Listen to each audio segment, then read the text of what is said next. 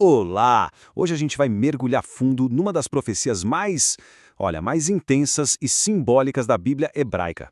Estou falando da alegoria das duas irmãs, que está lá no capítulo 23 de Ezequiel. É uma história forte, sabe? Carregada de metáforas poderosas sobre lealdade, traição e, claro, as consequências das nossas escolhas. Vamos desvendar essa narrativa juntos. Para a gente entender a história, primeiro a gente precisa conhecer as protagonistas. A profecia nos apresenta duas irmãs, Aulá e Aholibá, só que elas não são personagens comuns. Aulá, na verdade, representa Samaria, a capital do Reino do Norte de Israel, e a irmã mais nova, Aholibá, é Jerusalém, a capital do Reino do Sul de Judá. Ter essa conexão em mente é a chave para decifrar a alegoria inteira. Então, o nosso caminho vai ser este aqui. A gente começa com a história das irmãs, depois investiga o erro de Aula, vê como Aholibá foi ainda pior, entende o julgamento que elas enfrentaram e, no final, a gente decodifica o que tudo isso realmente quer dizer. A história toda começa no Egito. As duas são filhas da mesma mãe e, segundo a profecia, foi lá, ainda na juventude, que elas começaram um caminho de prostituição. É uma palavra bem forte, né? Mas aqui ela é usada de forma simbólica, para descrever os primeiros atos de infidelidade delas. E esse versículo aqui, ele é o ponto de virada. São só 3 palavrinhas. E foram minhas. É nessa frase que a profecia estabelece a relação central de tudo. Deus é como se fosse o marido dessas duas nações, Israel e Judá. A partir desse momento, a história toda vira uma grande narrativa de traição matrimonial. Vamos focar agora na irmã mais velha, Aholá, que a gente já sabe que representa Samaria. A profecia vai detalhar exatamente como ela se afastou dessa aliança original, se voltando para uma outra grande potência daquela época. E reparem na linguagem usada aqui. É muito visual, quase cinematográfica. A profecia não fala de tratados políticos, fala de desejo, de paixão. Descreve a atração de Amon e ela pelo poder, pelo brilho do Império Assírio. Os soldados são retratados como amantes jovens irresistíveis. Isso vai muito além da política. É sobre uma paixão avassaladora. Então, resumindo o caso da Aholá, a paixão dela pelos assírios a levou a adotar os deuses deles, os ídolos, quebrando completamente sua aliança original.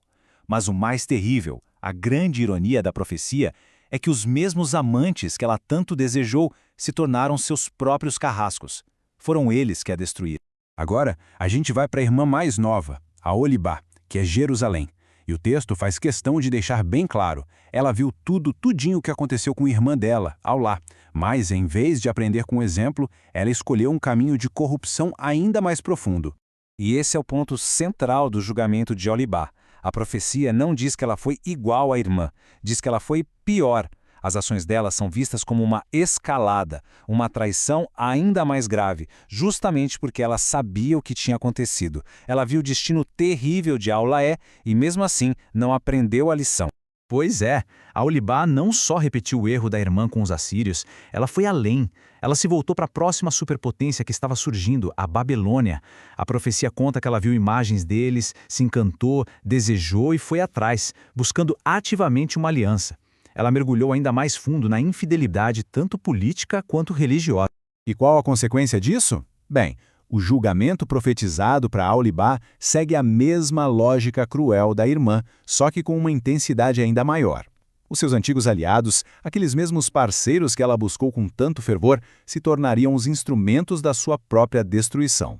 A descrição da punição é brutalmente gráfica. A profecia fala de uma união de ex-amantes vindo para a guerra, fala de mutilação física, de humilhação, da perda dos filhos, da destruição pelo fogo. A imagem que fica é de uma nação sendo despida de toda a sua honra, de toda a sua segurança, completamente exposta, devastada. E o símbolo final de todo esse julgamento é o cálice. Aholibá é condenada a beber do mesmo cálice que a irmã bebeu. Um cálice que representa espanto, desolação, destruição. É uma metáfora muito poderosa para dizer, se você segue os mesmos passos, inevitavelmente, você vai chegar no mesmo fim trágico. Ok, agora que a gente já passou pela narrativa, que é bem chocante, vamos para a parte mais importante, decodificar essa metáfora. O que tudo isso significa, de verdade, em termos históricos e teológicos. E essa tabela aqui, ela resume tudo de um jeito brilhante. A prostituição não era literal, claro. Ela representava as alianças políticas que Israel e Judá fizeram com impérios estrangeiros. o que sempre acabava levando à adoração dos deuses e práticas religiosas deles. Os amantes, então, são bem específicos, a Assíria e a Babilônia. Esquecer-se do marido é a quebra da aliança com seu próprio Deus, e o castigo violento é a representação profética da conquista militar e do exílio que essas nações sofreram, exatamente pelas mãos desses mesmos impérios. Então, o ponto crucial é este. Ezequiel usou a metáfora mais visceral que a audiência dele poderia entender, a de um casamento traído, para falar sobre política. Para o profeta, fazer alianças com outras nações e adorar os deuses deles não era só um erro estratégico, era o equivalente a um adultério, a uma traição profunda. E isso nos deixa com uma reflexão final, né? A escolha de uma imagem tão gráfica, tão violenta, não foi por acaso. Foi feita para chocar, para forçar o povo a sentir a gravidade da situação. A pergunta que fica é, por que usar uma linguagem tão extrema para falar de política e de fé? O que isso nos diz sobre a intensidade da mensagem que o profeta queria desesperadamente transmitir? É algo para a gente pensar.